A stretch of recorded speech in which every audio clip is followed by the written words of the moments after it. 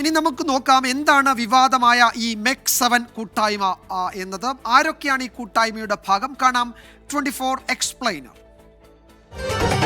ഗുണം വിളയുന്നൊരു MEC7, മനം നിറയുന്നൊരു MEC7.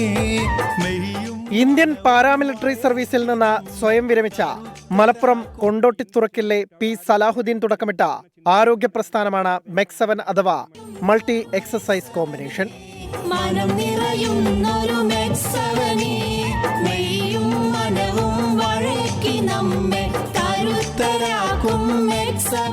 ഇതിനകത്ത് വരുന്ന എയറോബിക് എക്സസൈസ് വരുന്നുണ്ട്, സിമ്പിൾ എക്സസൈസ് വരുന്നുണ്ട്, യോഗ എക്സസൈസ് വരുന്നുണ്ട്, ഡീപ്പ് ബ്രീത്തിങ് വരുന്നുണ്ട്, അക്യുപ്രഷർ വരുന്നുണ്ട്, മെഡിറ്റേഷൻ വരുന്നുണ്ട്, ഫേസ് മസാജ്. ഇങ്ങനെ 7 കണ്ടന്റ് ഉപയോഗിച്ച് 21 എക്സസൈസാണ് നമ്മൾ ചെയ്യുന്നത്. 21 മിനിറ്റാണ് സമയം എടുക്കുകയുള്ളൂ.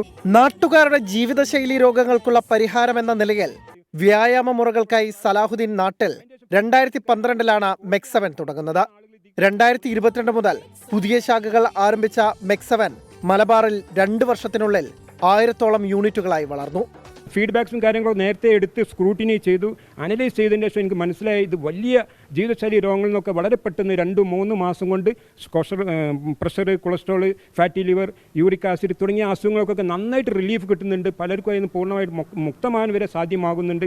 ശരീരത്തിനും മനസ്സിനും നവയൗവനം നൽകുക എന്ന MEC7 പ്രമേയം എല്ലാ പ്രായക്കാർക്കിടയിലും പ്രചാരം നേടി.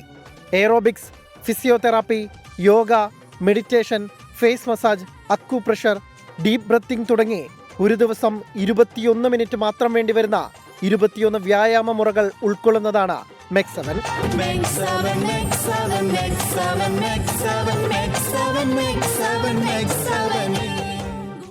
ഓരോ ക്ലബ് അംഗവും താൻ പരിശീലിക്കുന്നത് കുടുംബാംഗങ്ങളെയും പരിശീലിപ്പിക്കണം.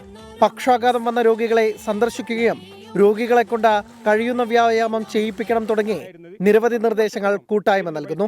60 വയസ്സിന് മുകളിലുള്ളവരാണ് കൂട്ടായ്മയിൽ പ്രധാനമായുമുള്ളത്. സ്കൂളുകൾ കേന്ദ്രീകരിച്ച ലീഡറും ട്രെയിനർമാരായി സ്ത്രീകൾ തന്നെയുള്ള വനിതാ യൂണിറ്റുകളും പിന്നാലെ നിലവിൽ വന്നു.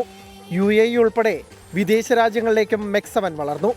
വിവാദങ്ങൾ ഉയർന്ന സാഹചര്യത്തിൽ രാഷ്ട്രീയ ഇടപെടലുകളുണ്ടെന്ന വാദം പൂർണ്ണമായും നിഷേധിക്കുകയാണ് MEC7 അധികൃതർ.